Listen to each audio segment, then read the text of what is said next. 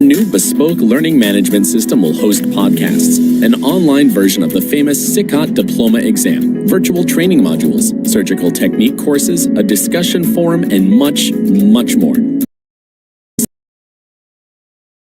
On this pioneering journey as we push the boundaries of what is possible in online orthopedic education together.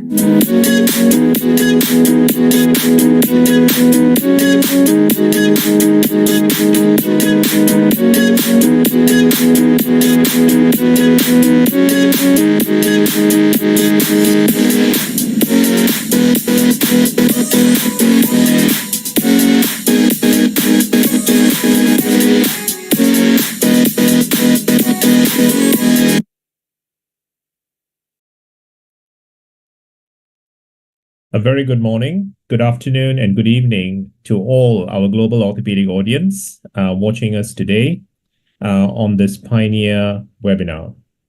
My name is THEVENDRAN. I'm SICOT's Education Academy Chair and one of Pioneer's founding members. It is a great honor to do the introduction today on our webinar titled Therapeutic Options in Rotator Cuff Calcifications.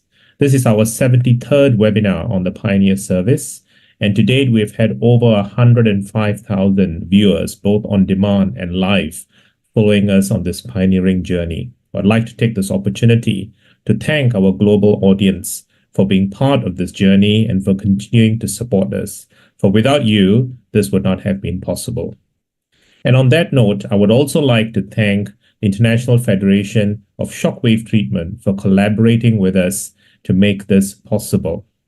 A personal note of thanks for Daniel Moya, our first Vice President from South America of SICOT, for initiating this collaboration, and for all the collaborating faculty as well as partners who've made this possible today.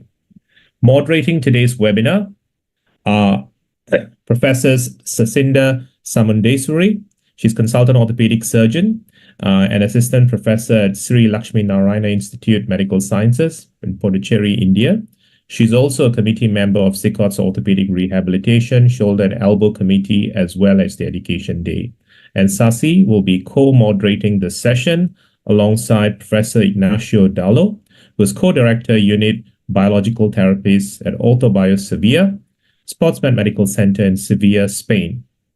He's also holding multiple profiles, including ICRS Next Gen Committee Chair, as well as ISACOS Education Committee members. Now, to all of those who are watching us live, please participate with questions and comments, and these will be fielded by the moderators to our faculty members and be discussed either in between the talks or towards the end. And on that note, once again, thank you very much to our global audience for being part of this, to all the faculty who've taken time to be part of this webinar, and over to you, the moderators, for today's session. Thank you.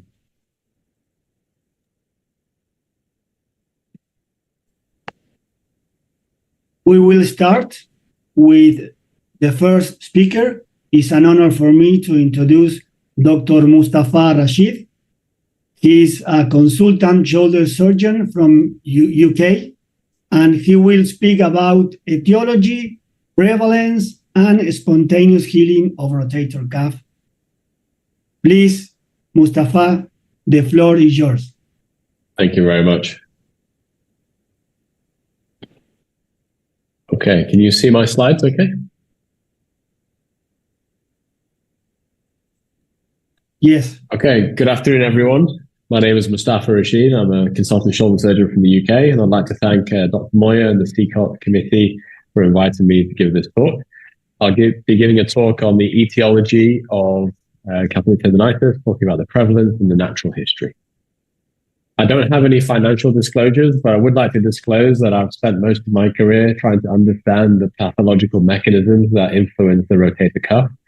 And I feel that I've been all over the world on this journey, but I feel like I know less about this problem now than I did at the beginning when I started. So when I was first thinking about calcific tendinitis, I thought to myself, well, I know the etiology, don't I? And then the more I thought about it, the more I looked like Mr. Bean. I was very confused, and so I decided to do what most people in my position would do, which is to ask my professors in Oxford, who are all experts in tendon biology, what the cause of calcific tendinitis is. And I was surprised to know that they told me that no one actually knows what the cause of calcific tendinitis is. So I decided to delve into the literature myself to find out. It doesn't take long before you come across this gentleman's work. Hans-Klaus Osthoff was a very well-known German orthopedic surgeon that emigrated to Canada and published some of the first framework papers on the understanding of calcific tendinitis in the 70s. And what he essentially observed from biopsies of explanted tissue from humans with calcific tendinitis was that there was chondrocyte-like cells within the tissue that was laying down calcific deposits and crystals. And what he hypothesized was that this was metaplasia from the tenocytes due to an extrinsic cause, and what he thought was the acromion abutting the rotator cuff. He also described these phases of calcific tendinitis. And I'd like to, first of all, say that the boundaries between these stages and these phases are probably not as distinct as we'd like to think. And I don't find them particularly useful in my clinical practice. Newer studies have looked at biopsies of calcific deposits and the tissue adjacent to calcific deposits and demonstrated that these amorphous crystals are laid down in the matrix vesicles. They're usually made of calcium and phosphorus, and they resemble the structure of hydroxyapatite, calcium hydroxyapatite. They tend to be between 1 and 10 microns in diameter. And in the resorptive phase, they seem to be surrounded by thin wall vessels of capillaries that bring macrophages and other immune cells to the area. There are other studies that have looked at these multinucleated giant cells that synthesize capsaicin K, which is thought to be one of the factors inducing pain in this condition. The Australian group, led by George Morrell, looked at a variety of immunohistochemistry markers, including nerve growth factor, neurovascularization factors, and pro-inflammatory macrophage factors to demonstrate that these were upregulated compared to control tissue in calcific tendinitis. There are a couple of papers looking at the role of osteopontin, which is a very potent calcium regulator in the human body. And the paper from the bottom in Spain also looked at urinary phytate, which is an important inhibitor of crystallization, which was reduced in calcific tendinitis patients. The most in-depth study, I would say, comes from Korea, which looked at a variety of gene markers that were upregulated and downregulated in this tissue compared to control. But more importantly, they found that there were two matrix metalloproteinases, MMP9 and MMP13, that were significantly upregulated, 26-fold and 19-fold compared to control tissue. But in reality, this is what we know, and the vast majority is still unknown.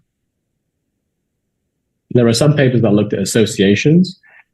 This large database study from Taiwan looked at the association between gender and dyslipidemia and found that women with hyperlipidemia had an odds ratio of 2 compared to men with normal lipidemia to develop calcific tendinitis.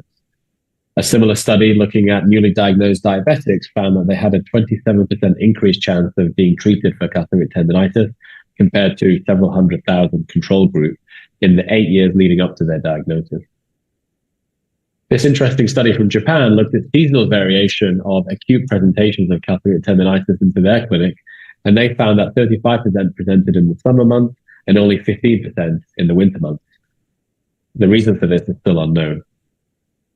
And then finally, this large study from Korea looked at over 500 shoulders treated with calcific tendinitis and reported some demographic findings that are quite in keeping with what we would see in our clinics as we treat patients with calcific tendinitis. They found that 79% of patients were women, 19% had bilateral disease, the mean age was 55 years old, and 15% of patients had an associated rotator cuff pathology, albeit either a partial or a full thickness cuff tear. There are a number of theories that have tried to describe the etiology of calcific tendinitis. I'm not going to go through them all here, but the one I subscribe to, the one that makes most sense to me based on my PhD work in Oxford, is that of reactive calcification, which essentially states that this condition is likely to be a pro-inflammatory cascade that for some reason, instead of resolving inflammation to normal hemostasis, has initiated a mechanism that results in calcium deposition. And so that the real pathology isn't the calcium being deposited, but it's the inflammatory cascade that has resulted in the calcium being deposited. The mechanism by which this occurs is yet to be understood. We know that tendon inflammation is incredibly complex, with a complex interplay of many different immune cells and mediators, cytokines. But it's important for surgeons to appreciate that the resolution of inflammation in tendon is not a passive process, but rather an active process. And if that process is faltering in some way, then it may lead to a tendinopathic process, or perhaps something like calcific tendinitis. There are a couple of studies that have tried to link the acromial morphology and the repetitive motion with calcific tendinitis incidence, and they have not found a correlation, sadly. There are a couple of studies that have looked at various sporting populations and demonstrated that they had an incidence of calcific deposition within the rotator cuff between 15 and 30%. Interestingly, in tennis players and swimmers, this tended to be more than represented in the subscapularis than in the general population. In Spanish bullfighters, however, there is only a 3% incidence in supraspinatus calcific deposits, but 17% in subscapularis, which is interesting.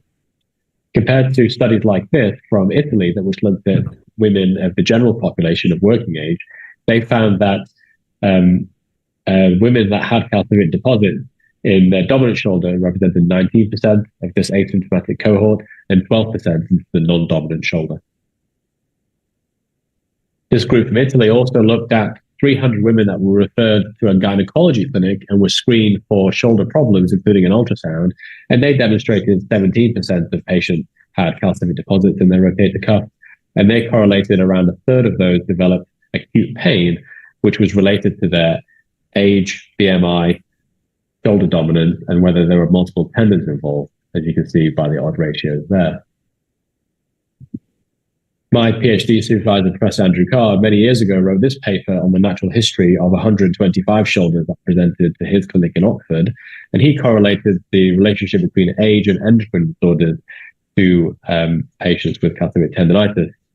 And he essentially found that in the endocrine group, which made up 65% of this population, they tended to develop symptoms earlier in life, their symptoms lasted for longer, and they were more likely to fail non-operative management.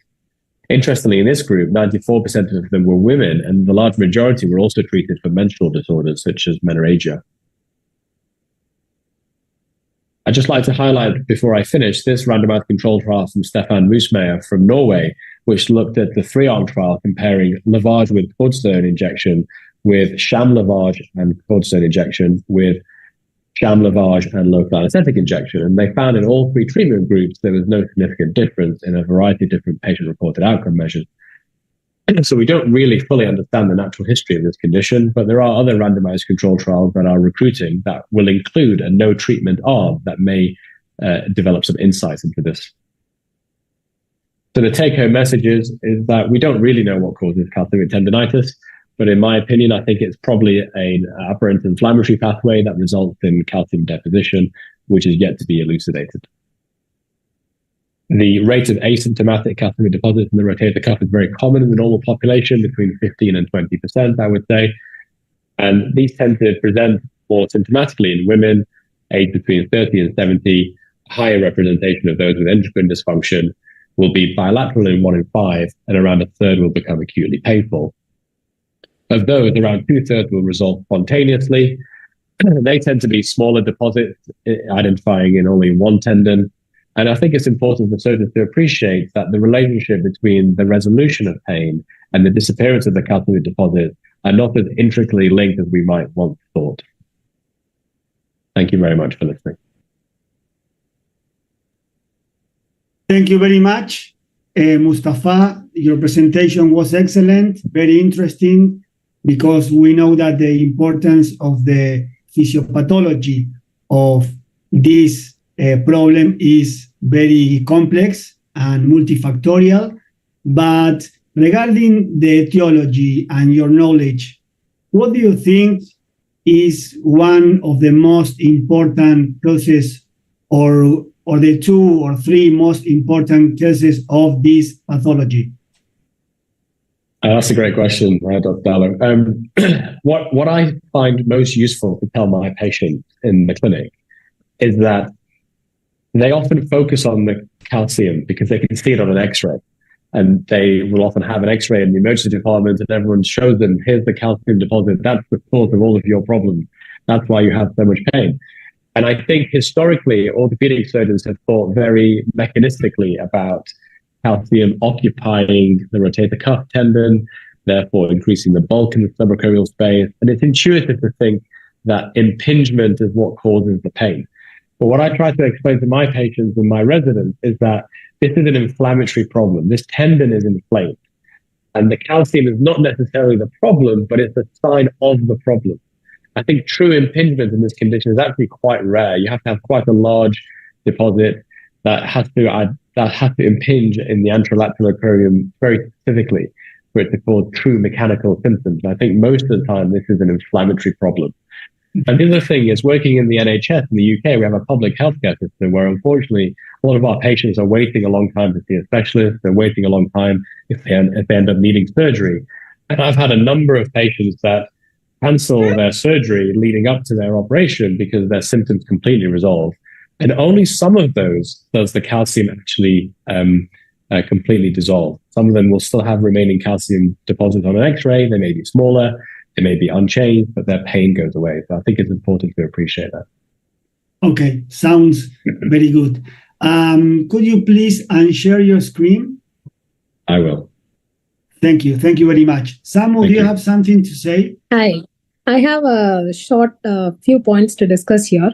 And regarding the biomechanics, what happens is the most commonly the calcific tendinitis happens with people who are more commonly using their limb and internal rotation with abduction, where the part of the supra gets come and jammed, and it is due to the reduced blood flow. One theory says it's due to the reduced blood flow at the insertion site of the supraspinatus.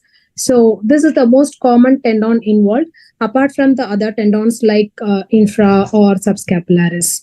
And this disease pathology, if you see, it has three phases itself. One is the evolving phase, another is the calcification phase, another is the resolving phase. Ideally, the pathology, it goes on its own and it settles on its own. However, when there is a disruption during this pathogenesis, the problem sets in. So there we need to intervene and get support for its healing. And the patients are more symptomatic only during the resolving phase or the healing phase. So that is where our other treatment modalities will help.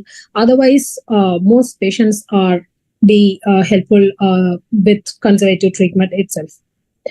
With this understanding of the etiology, prevalence, and spontaneous healing, next I would like to invite our own chairman of the SICOT Shoulder and Elbow Surgery Committee, Dr. Daniel Moya. And he himself is also the president of the International Society of Shockwave and Medical Treatment, the expert himself to talk on the role of shockwaves in the treatment of therapeutic options for rotator calcifications. Over to you, Dr. Daniel. Thank you, Samu. Can you see the screen? Can you hear me? It's okay? Perfect. Well, it is a pleasure to be part of this group. I will speak about the role of shockwaves in rotator cuff calcifications. To begin, I want to continue with Dr. Mustafa's message. In most of the cases, we do not need to move on to invasive or expensive treatments. It's just a matter of waiting, like in this lady. So I would like the audience to get this message. We, with rehab and the control of pain, can deal with many of these calcifications. But in some cases, rehab and conservative treatment is not enough.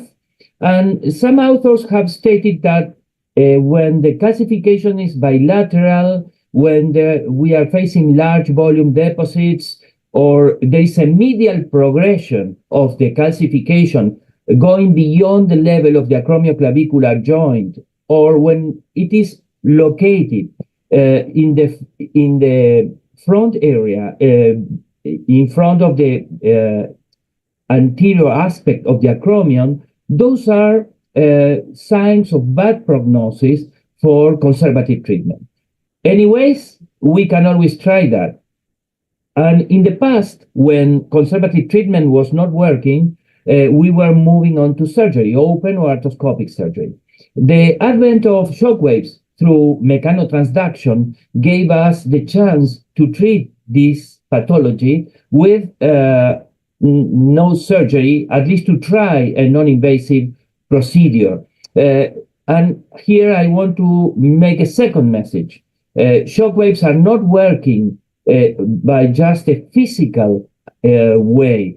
We are treating these cases and resolving these cases by mechanotransduction. That is the ability of the cells to recognize a mechanical stimuli and react with a biological response. Another message is that in the market, we have a couple of technologies. The ones called shockwaves, that are the real shockwaves, that are the focused one, and the radial pressure waves that are not shockwaves, are a mechanical force, a mechanical tool with very effective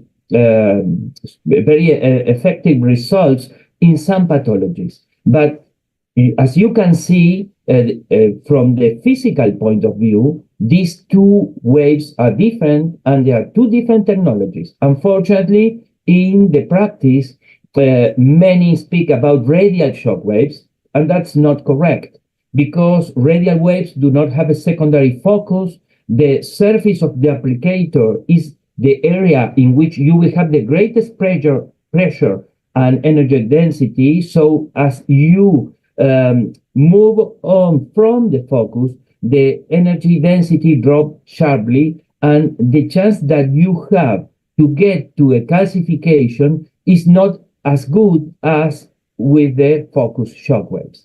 And we proved this in a publication in 2018 at the JBJS, in which, following the grade of recommendations that were designed by this publication, we analyzed the evidence and realized that there is a grade of recommendation A for the use of focus shock waves in calcifying tendinopathies of the shoulder, and the grade of recommendation of the radial pressure waves is I, inconclusive, because there is insufficient information about that.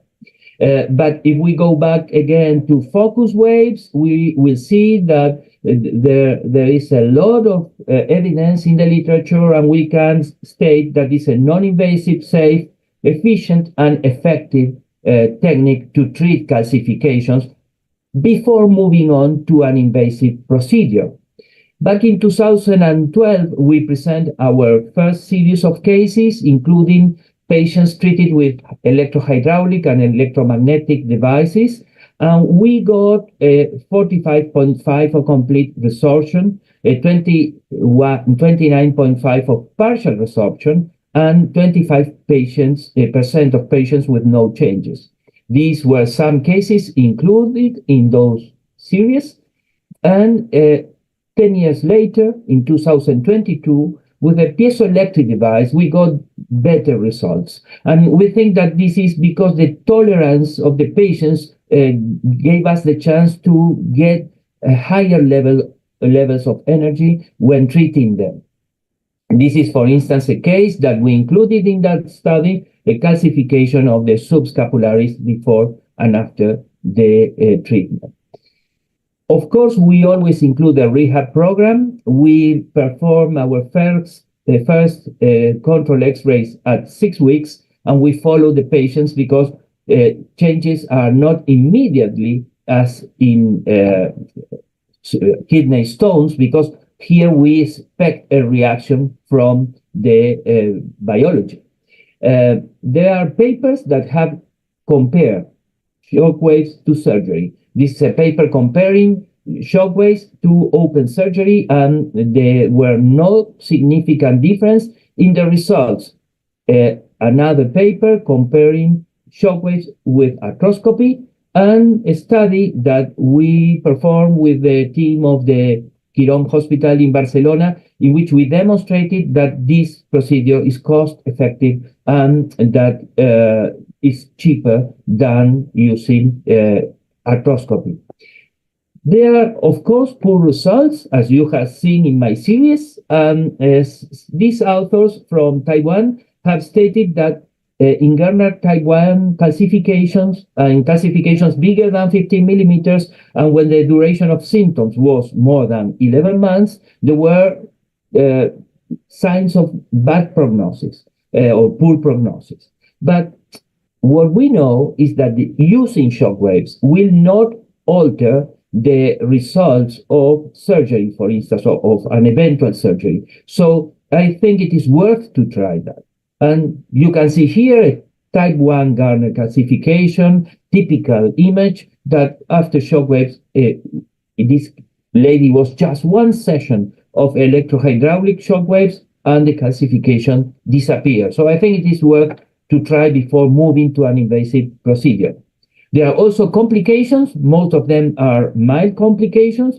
On the right side, you can see a patient that was treated with radial pressure waves. She came with a big hematoma and the calcification was still there. But I feel that if we can prevent patients from this, from my point of view, and surgery that was not necessary, at least before trying other not so aggressive methods like this one, it is worth to try.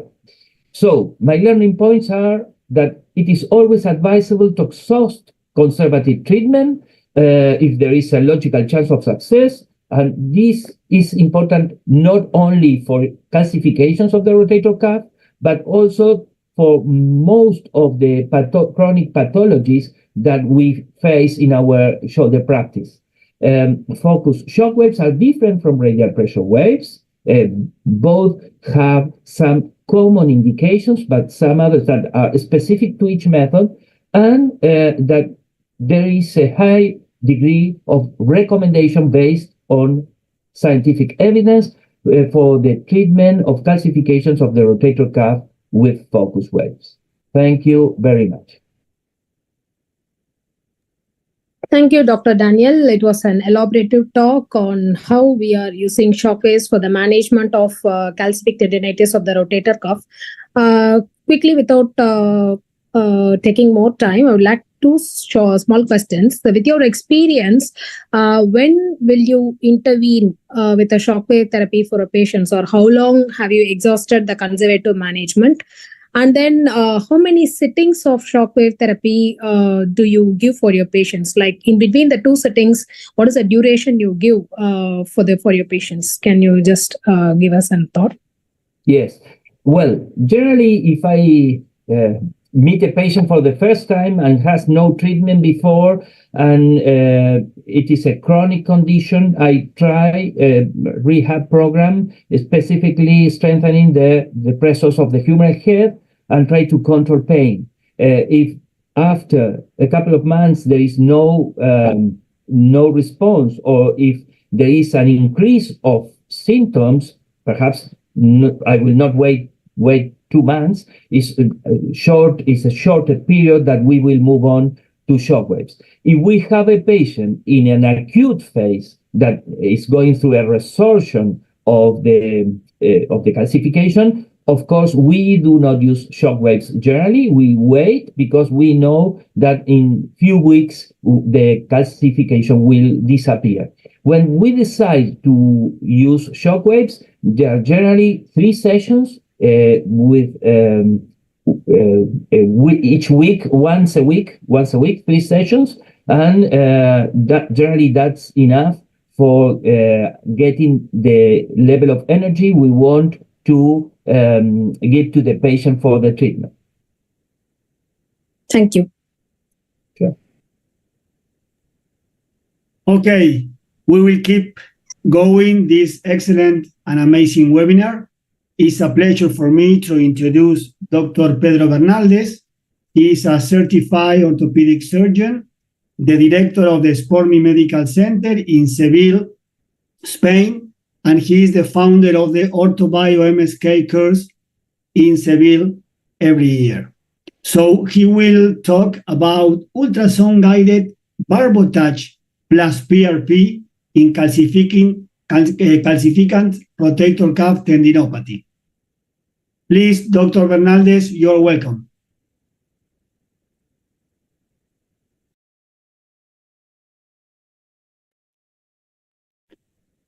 Your microphone.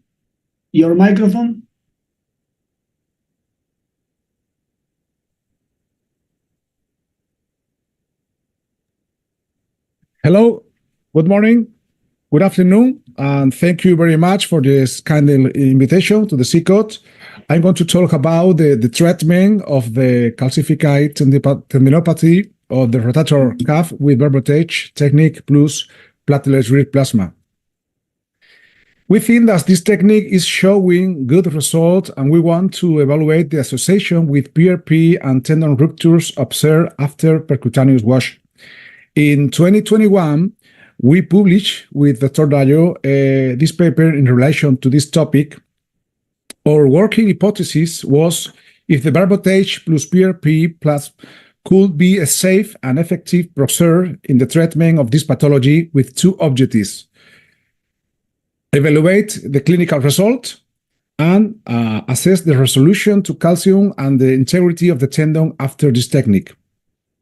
We designed a study, and for 1 year, we treat 12 patients consecutively with inclusion criteria age between 40 and 80 years old, symptomatic calcium tendinopathy, with a greater calcification of 0.5 centimeter on long axis, excluding frozen shoulder and cases with more than one calcification. All the cases we carry out by the same surgeon, expert in ultrasound guide interventionists. And here you are, this table with the age, sex, MBA, and occupation of the patients. We use the Gardner classification, being type 1, a dense and well-circumscribed calcification, and type 3, translucent and heterogeneous calcification. And this video, we are going to present our protocol that we treat this kind of pathology with the barbotage technique. At the beginning, we use 2% local anesthetic, maybe Vikain, and from there, with a physiological serum, we start doing a puncture aspiration in the calcification, and we can see like the syringe is filled with a whitish liquid. The presence of an interstitial rupture that we call nidus is usually frequent, and we will continue washing with the physiological serum, trying to extract as much calcium as possible. The treatment is not usually painful, and the patients tolerate it well. You can see the first part of the technique, and you can see the syringe is completely white, and you see the nidus in the tendon. The second part of the technique, once washed all the calcification, will be the infiltration of the tendon rupture with 3 millimeters of PRP in the nidus and 6 millimeters in the perilesional infiltrate in the tendon and bursa. The plasma is obtained by extracting 36 millimeters of peripheral blood and centrifugation during 8 minutes at 2,000 revolutions per minute in our Ortho Sevilla unit. The PRP obtained is without leukocyte or red blood cell. We characterize the plasma with hemocounter and activate with calcium chloride and obtain an average of concentration plus 2.2 times. And then we infiltrate about 4 billion of platelets as average. After the procedures, 48 hours of rest and gel-10 isometric mobilization. The plasma infiltration technique is repeated at 2 weeks and 4 weeks. The statistical study was carried out with Excel and RS study program to analyze the results with the VAS and DASH scale. We present some descriptive graphs of the age of the patients and body mass, as well as the scale goes before and after the treatment, observing how of the 12 patients treated only one precise surgery after not improving to the year of the technique, and another patient is considering surgery. But the rest has obtained a good statistically significant result. Here we can see the patient present before a month after the protocol with a good clinical and ultrasound results with the complete disappearance of the calcification and reorganization of the tendon fibers. We have not had major complications with the procedure, but 3 patients manifest intense pains the first day after the technique we call chemical bursitis that we resolve with analgesic and, in one case, a local infiltration. Complete resorption of the calcium deposit was observed in 8 patients. However, clinical improving occurs in 9 patients, 75% of the cases, after 12 months of evolution. Here, we see the result of the VAS and DASH scale pre- and post-treatment. A statistically significant result in both scales, VAS and DASH. As a discussion, we can say that surgical and conservative treatment have had comparable results in some studies, and according to Kim, 90% of these patients are treated conservatively. Infiltration with local anesthetic and cortisone reached the favorable result only in 75% of the patients, and percutaneous washing barbotage with ultrasound has higher result than cortisone. According to Serafini and Filardo, there are numerous papers who endorse the good result of PRP in the treatment of chronic tendinopathy, as has been demonstrated in epicondylitis or patellar tendinopathy. We consider that the association of barbotage technique, more biological therapy with PRP protocol of 3 sessions without leukocytes and with a concentration greater than 2 points, it offers good result with more than 18% of clinical improvement.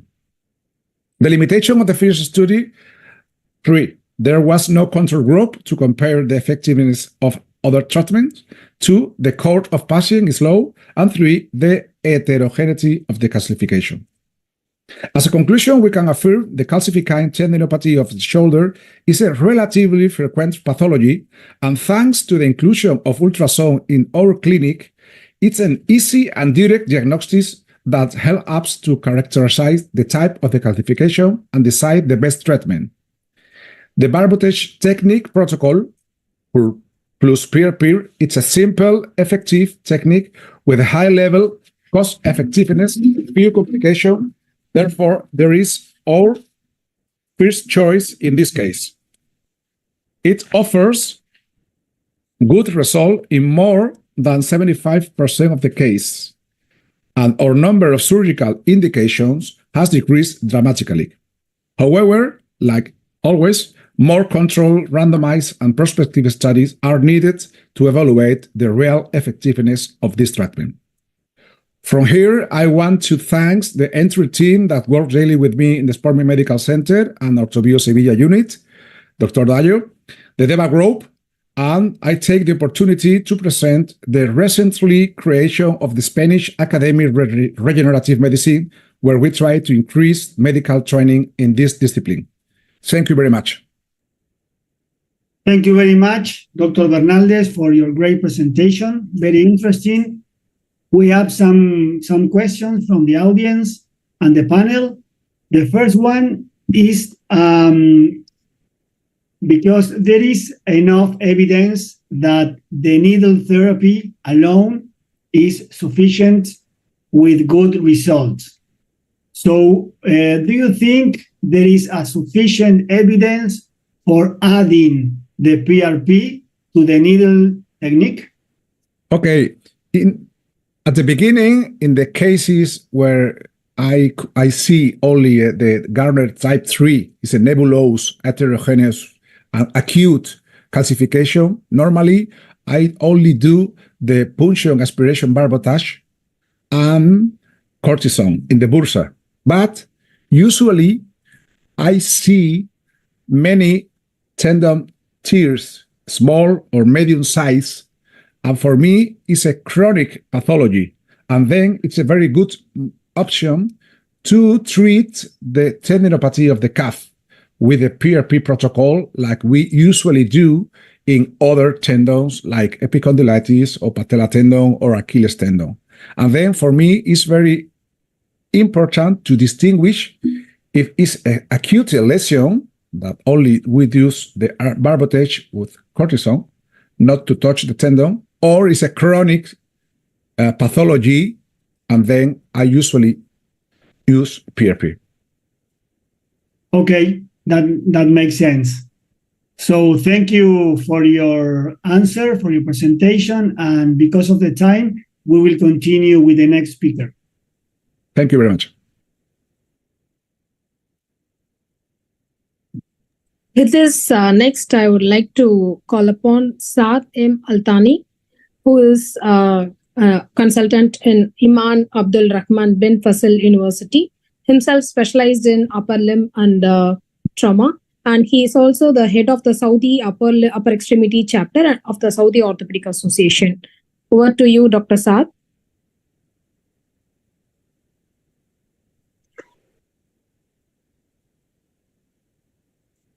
Dr. Saad.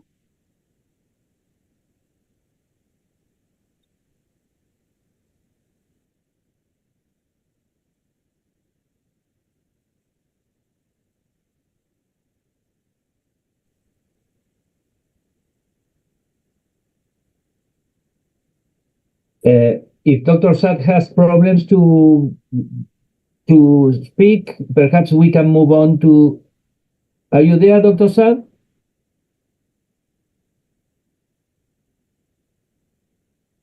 Maybe he can have problems with the connection. Okay. So we can continue with the next speaker, yes, and then if he appears, we can go back. Good. So the next speaker is Dr. Sergio Rowinski from Brazil. He is the head orthopedic of South Clinic in São Paulo.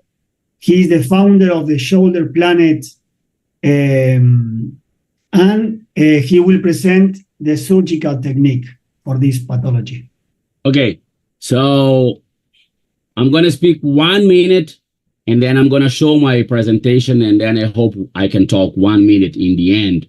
But the thing is, I'm very happy to see that everything that I've been thinking and saying to my patient has been highlighted by all of the other moderators here and the presenters, because the role of surgical management has always been an exception, and we have amplifying the indications of conservative management with shockwave therapy in the last 10 years in a way that if this case that I'm going to present now was in front of me today, I would definitely have tried shockwave therapy before doing the surgery.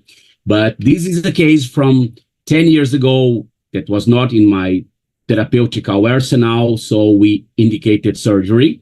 So this is a part of a long lecture that I have, but I'm just going to show the video, which is very pedagogical, in 7 minutes, and then I hope we can discuss 1 minute at least, or a little bit more. So I'm going to start it now. So are you seeing the video? Yes? Can I start? Yes, okay, please. Okay, I'm starting now. The video has sound. It's 7 minutes. I hope you like it, and then we can discuss a little bit. I'm starting now. So now we have seen her X-ray just taken 2 weeks before surgery. We can see very clear signs of calcific deposit in Codman's area. And now we have seen her MRI, coronal plane with a very clear calcific deposit underneath the lateral part of the deltoid. This is another image on the axillary plane where we can see a very big calcific deposit in the anterior and lateral part of the subacromial space. And now we have seen a sagittal image, and we can see that calcific deposit was just underneath the anterolateral part of the deltoid muscle. So now we are starting to see arthroscopy, right shoulder, a lot of synovitis, and a lot of bursal tissue, very inflammatory tissue. And we were taking that out with electrocautery. After that, we're starting to cut the coracoacromial ligament. And this is the first part of of the acromioplasty. We are releasing it from its acromial insertion. And after that, coracoacromial ligament was absolutely released from its acromial insertion, as we are seeing now, when at the time we started to perform very soft acromioplasty through the lateral portal. We performed a very smooth and soft acromioplasty, and now we can see the final aspect of acromioplasty. At that time, we started to look the tendon in order to find the calcific deposit. So we were palpating it with the probe, and using a spinal needle, we could easily find out the calcific deposit. So once it was found, we started with shaver to create the smallest window that we could in order to remove that calcium. So we entered through the lateral portal with small curette, and we started to remove all that calcium outside of the tendon. And we really had to create a lesion in the tendon in order to remove all that calcium. Now we are using the shaver again, and at that time we switched the portals. We are now watching for the lateral portal, and we created at that moment with a spinal needle a posterolateral portal to help us to remove all those remaining calcium. So for the posterolateral portal, we entered with a small curette again, and we continued to remove all the calcific deposits. And now we switch the portals, and we are watching for the posterolateral portal and working for the lateral portal, still removing all that calcium. And we used simple instruments, not only the small curette, but even a simple probe. And with the probe, we could remove the bigger pieces.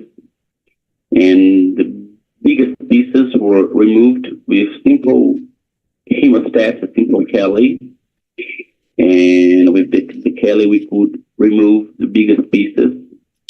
And at that time of the surgery, we wanted to be sure no calcium was left inside the tendon. So we entered with radioscopy, as we are seeing now. So we entered with radioscopy. With radioscopy, we could see in the TV what the image. So we are seeing the small curette, and we are seeing the camera too, and no more calcium was left inside the tendon. Now we are seeing the clinical setting in the operative room, arthroscopy in the left and radioscopy on the right side. And after that, we are seeing now the final image in radioscopy. So we are seeing no more calcium inside the tendon. So at that time, we would just have to fix the small lesion that we had just created in order to remove all that calcium. So we are creating a bony bed in the greater tuberosity with a blur. And once that was made, we would just have to put one single anchor. So we are creating a hole. And after that, we would just have to put the anchor. We use it a 5.0 absorbable one, double loaded, as we are seeing now. Once the anchor was in the right place, we would just have to fix the tendon. So at that time, we switched the portals again, and we started looking for the lateral portal and working for the posterior portal. And with a single bird beak, we entered the posterior part of the tendon, and in a retrograde fashion, we picked the first suture and pulled it out of the shoulder through the posterior part of the tendon, as we are seeing now. And after that, we did the same thing again. We entered through the anterior portal, and with the bird beak too, we passed that through the tendon, and in a retrograde fashion, we picked the second suture, the blue one. And now we are picking the blue suture, and we are passing that, we're pulling that out of the shoulder for the tendon. So now both sutures are passed, and we would just have to tie the knot. So now we are tying the first knot using a very common sliding one and putting a lot of pressure in the tendon in order for that to heal in the bony bed that we had just created in the greater tuberosity. Now we are cutting the first knot and tying the second and blue knot. So now we are tying the second knot and still putting a lot of pressure in the tendon, as we see now. And once the knot was done, we would just have to cut it. And now the knot is being cut.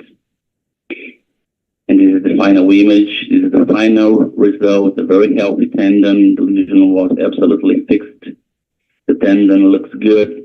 And at that moment of the surgery, we even took a look in the muscle belly of the supraspinatus, as we are seeing now in the left part of the video. And the muscle belly is looking very fine. Tendon looks very nice. And at that moment, our surgery was then finished. Okay, so it's my final comments. That was a simple surgery, very elegant, and conservative management is the rule. 10 years ago, we tried everything with that 36-year-old woman. Nothing was working. The final clinical results, long-lasting, were very fine, but surgery is an exception. When you do surgery, many times you cannot take all of the calcifications without creating a tear in the tendon that must be fixed. So this is what happened in this case. Two final comments. Once you do this surgery, which is an exception, as I have said, I think it's very smart to use the C-arm radioscopy, as we have done in this case. I think it's a very smart idea. And the other thing for the juniors is that we have used it in this surgery, instruments from open orthopedic surgery, like a curette, like an artery forceps. And this is a message for the juniors. In many shoulder arthroscopies, you can use instruments from open surgeries. I have been doing this for 19 years. So small curettes, artery forceps, key wires, osteotomes, ACL guide wires that I use in complex rotator cuff lesions. So this is something that I think that it's very interesting for juniors to think about, and thank you for the opportunity. That's it. I don't know if someone wants to ask any question. Thank you very much, Sergio. Excellent presentation. The video was very, very clear to show the technique. We have some questions, but we are very late with the time. So can you please tell us your main indication for the surgical technique about regarding the size? What type of patients do you think is the right patient to do surgery? I think that the answer is very simple. I am absolutely sure we have to try and to exhaust conservative management as long as we can. So I do subacromial injections. I have been doing for 15 years plus. They work tremendously. I think that shockwave therapy has an official role in my mind, an official space. And I only start to think about surgery when I see failure of conservative management. But having said that, I want to state that in the last 10 years, I have done zero cases. So the thing is that, in my opinion, after the invention or after the availability of shockwave therapy, I have done zero, and I don't know if I'm going to do it until the rest of my life. I say this to my patients, my female patients, and I say, I have operated 6-7 cases in my life, but after shockwave therapy, maybe I'm going to work more 25 years, and I'm not going to operate any case. So this is a beautiful surgery, but it's an absolute exception, and this is a message for the juniors. Okay. And I think Dr. Daniel agrees with me. One little question to finalize. When you operate and you see a partial tear, do you leave it or do you suture the partial tear? That's a fantastic question. The answer is very easy. If I am there, I am not going to give it a chance for that small tear, partial tear, to become a larger, a complete tear, full thickness tear, and all of the problems that we have with cuff tear. So if I see that, if it's very small, I will not complete and fix it. But much probably I would complete it, I would fix it, and I would leave the OT without any regrets in my mind. Do you consider adding some biologics?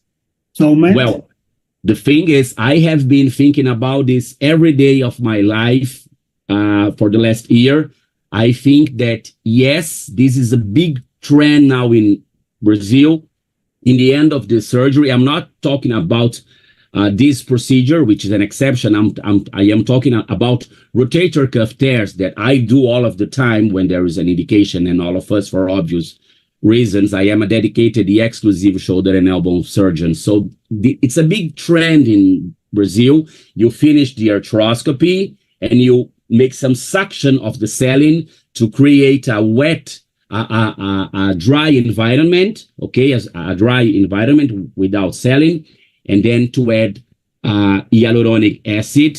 This is not in my practice. I don't want to be vague, but because many insurance companies are not allowing this in spite of the academical evidence. But having said that, I think it's a very good idea to do it on a regular basis. I don't do it. Insurance companies, they don't allow. Thank you, Sergio. We will continue with the next speaker. Samu, please. Yeah. Now I invite Dr. Saad to speak on about the indications for surgery. Dr. Saad.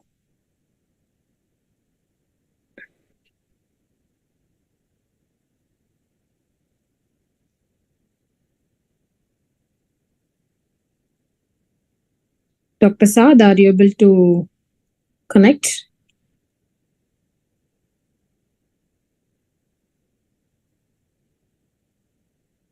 The screen is okay, but the microphone maybe is off. Dr. Saad, please check with your microphone. You have unmuted it. Hi. Yeah, you're audible. Perfect. Yeah. Thank you. Start. Thank you very much. Sorry for this, guys. So thank you for the SICOT and Dr. Moya for arranging a great webinars.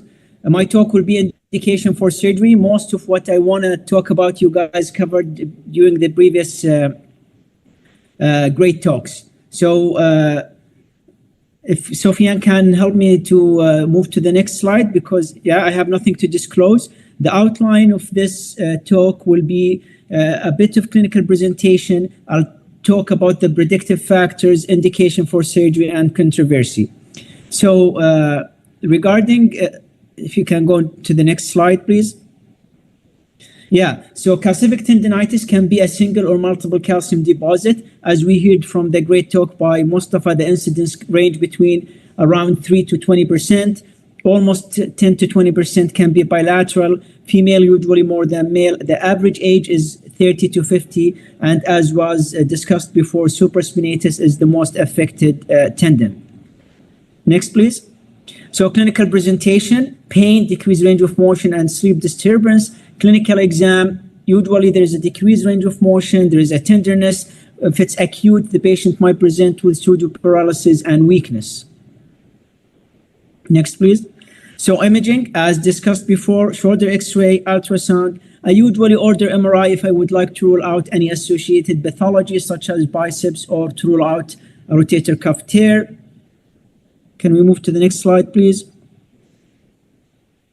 Yeah, so I think this is one of the most important slides, how to classify the calcific tendinitis. We can classify it based on the duration of the symptoms into acute, subacute, and chronic, based on the stage into a pre-calcific, a calcific phase, which also divided into formative, resting, and resorptive, the post-calcific phase, based on the size as by the Bosworth classification, small if it's less than 0.5, medium 0.5 to 1.5, and large 1.5. And this have a very great implication about indication for surgery. Also, we can divide it or classify it based into idiopathic or secondary, or as the Gartner classification based on the appearance.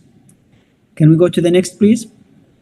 So treatment, as we heard about a great talk about non-operative treatment, which can be a non-steroidal physiotherapy, cortisone injection, the extracorporeal shockwave therapy, and finally, the ultrasound-guided needling or drainage and aspiration. Next. So the prognostic factor when the non-operative treatment fail. So we have a negative prognostic factors, which is bilateral calcific deposit, the localization, which is if it's present anterior on the anterior portion of the acromion, which means very lateral, which might lead to impingement, when there is a medial extension or when there is a high volume of the calcific deposit. The positive prognostic factor, as was talked before, Gartner type 3 and a small size calcific deposit. Next, please. So this is a great study done by Albert Lin, where they talk about the predictive factors for failure of conservative management on the treatment of calcific tendinitis of the shoulder.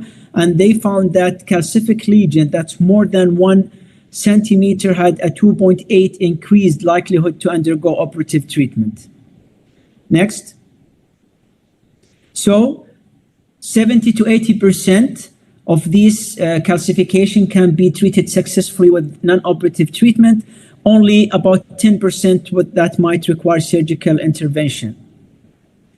What's the indication for surgery? Of course, failure of non-operative treatment, presence of a rotator cuff tear that require repair, if there is any associated other pathology that need or require surgical intervention, such as adhesive capsulitis, AC joint or biceps pathology, and finally, as we heard from Mustafa, the secondary calcific tendinitis tends sometimes to fail non-operative treatment. Next. So this is a great algorithm. If the patient presented complaining of pain and decreased range of motion, and an X-ray showed that there's a calcific tendinitis, usually a non-steroidal and physical therapy is started, and we have a success rate of about 80%. If the patient still complains of a lot of pain and he failed at least 2 to 3 months of non-operative treatment, then we look into our X-ray based on the Gartner classification and the appearance and based on the size. If it's a Gartner stage 1, if the calcification is more than 1.5 and the duration of the symptoms as shown by Dr. Moya is more than 11 months, usually we can try the ultrasound-guided aspiration. If it failed and the patient still continue complaining of pain, then we can consider surgical intervention. Next. So, controversy, it's the timing of the surgery. When can we intervene? Should we do a complete removal or just an incomplete removal? Should we do an acromioplasty when we do surgery? And as you saw on the previous slide, rotator cuff repair or not, of course, if a hole is made and there is a tear, a repair is better than non-operative or non-repair of the rotator cuff. Thank you very much. Thank you, Dr. Saad. It was a very elaborate presentation on the indications for surgery for the rotator cuff calcific tendinitis. Next, I would like to call Dr. Diego. Yeah. From Hospital Diego from Hospital Britannia de Buenos Aires to talk upon the complications after surgery of rotator cuff calcific tendinitis. Over to you. Okay, thank you so much. Thank you for your kind invitation. Thank you, Dr. Moya. Thank you, Samu, for the introduction. Please tell me if you can see properly the screen. Yes. The presentation. Okay. Yeah. So first of all, we need to understand what are the steps we do in surgery that improve the quality of life of our patients. And Neer classically described 4 types of pain related to calcium deposition. First is chemical irritation that is caused by chemical direct pain. And second is the pain caused by tissue pressure due to swelling. Third is an impingement-like syndrome caused by bursal thickening, and 4, the pain caused by a chronic stiffening of the joint. So at least 3 causes can be corrected with decompression and resection of the calcification. We know that surgery for calcific tendinopathy works. An association of calcific resection and calf repair results in excellent clinical improvement. We can see in this paper that results were comparable to patients who received conventional calf repair. So if it works and we can potentially solve all these causes of pain, and we are surgeons, why don't we operate on all these patients? Well, the truth is that the surgery works, but it's not perfect.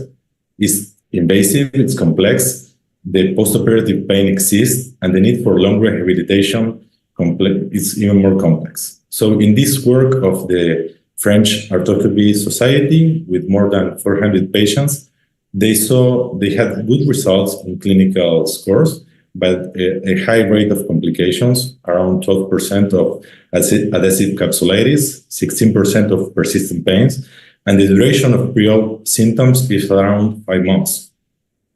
So as Dr. Saad showed, there is no general agreement in the literature right now regarding how much resection should be done. Some authors recommend complete removal with repair of the calf. On the contrary, many others have reported good clinical outcomes with minimal tendon damage and controlled resection without calf repair.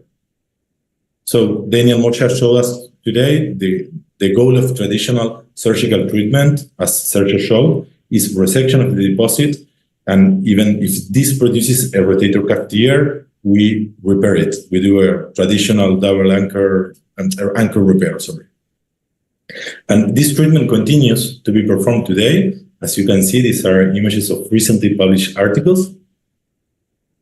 But on the other hand, a controlled resection and debridement, it's a smart solution. Once you are in the subacromial space, we shave away the bursa and we identify the calcification. We carefully stab and cut the superficial layer with the spinal needle. Once the location is confirmed, through the site of initial needle, we try to remove the calcification using pressure to express out the content. In this case, we see the typical toothpaste aspect, which can be seen in around 20% of the cases. And of course, if compression is not enough, you can continue with the curette, as Sergio showed. You can put the curette inside of the tear of the lesion and just scrub out the deposit. If it's not sufficient, you can continue with the shaver, but the primary goal in our cases is to remove as many calcific deposits as possible without harming the integrity of the calf. As you see, the continuity of the calf is still there, and the insertion is still there. We don't detach the calf. So we do a minimal repair with 1 or 2 side-to-side sutures. So it has been said that the natural evolution of a calcification is to resorb. This is true in non-op treatment, and it's also true if you do a barbotage. So this usually happens in the first months after treatment, as has been shown by Meyer, with 100% of resorption. There are not many papers with regarding complications, but this one is pretty nice. It's about 3 complications: pain, frozen shoulder, and calf tear. This is post-surgical complications. And the cause of pain in post-op is either due to an inflammatory response to local chemical pathology for insufficient debris removal, which can happen in less invasive surgeries, or on the other hand, to direct mechanical injury or irritation produced by aggressive surgeries with significant resection and big repairs. Patients with calcific tendinopathy receiving surgery are typically in pain with massive inflammatory environment around the shoulder. So in the post-operative phase, if an aggressive resection is done, usually followed by a major anchor repair, this leads to the use of a sling for 4 to 6 weeks. So this association normally leads to a longer recovery, and even further, the surgical trauma produces increased pain and inflammation. So it's not surprising to see a high incidence of frozen shoulder or adhesive capsulitis. As we say, the removal of calcific deposit leaves different degrees of calf tear. This incidence is not clear on the literature because of lack of good follow-up imaging methodology. But anyway, it would be reasonable to assume that complication would decrease if a control resection, a less invasive method of debriding is performed, because less pain is induced, avoiding aggressive repairs, and because the integrity of the calf is protected by, and the immobilization period should be much faster. Young reported results in a series of more than 100 patients receiving resection without repair, and he proved that patients with incomplete resection achieve good clinical outcomes despite having remnants and leaving the calf defect unrepaired. In this study, all patients had complete removal of the calcific deposit with the least possible damage to the tendon, and none of the patients received a calf repair, which led to a short time between operation and first physiotherapy session. They had no cases of frozen shoulder. In this systematic review, published last year in the Spanish Society, including 21 studies with more than 1,100 patients, they showed that both surgical techniques work. They had good results. However, a higher rate of complications was found in the debridement plus repair group. So, in conclusion, traditional complete resection and repair may not be necessary. A less invasive resection taking care of calf integrity can be performed, even if some deposit remain the usually resorbed, and a less invasive is directly related with less pain and faster recovery. And this may lead us with less complication as well. Thank you so much. Thank you, Dr. Diego, for elaborative presentation on how to reduce the surgical complications. With this, we quickly summarize today's presentation. We understood about the disease pathology of the rotator cuff calcific tendinitis. It is a cell-mediated, self-resolving disease, and it goes through its stages. What we need to do is just a supportive management with physical therapy and analgesic support. However, if the patient is still symptomatic, we can do a smaller form of interventions like shockwaves or ultrasound-guided therapy. And then if it fails, we go on for a surgical technique, or if the calcification is large or associated with any other lesions of the shoulder, we do intervene and correct it. And however, it has its own complications, as Dr. Diego said, including adhesive capsulitis and then rotator cuff tear. Though we should also understand that we should need to correct the biomechanics of the shoulder as well. Try working on the scapulothoracic rehabilitation, because that itself will help in early rehabilitation of this particular condition. And with this, I would like to conclude the session by thanking all the speakers for spending their valuable time to educate us about this particular pathology. And then I would also like to thank the IFSWT President, Dr. Claudio Simplicio, for collaborating with this talk. With this notice, I would ask the speakers and the attendees to fill out the post-webinar survey to receive a certificate of attendance. And I would also invite you to register for the next event of revision total knee replacement, just scheduled on 31st May 2024. And I would extend my invitation to invite you all to the SICOT Congress, which is to be held at Belgrade, and kindly register for the SICOT Congress earlier. The abstract submissions are extended.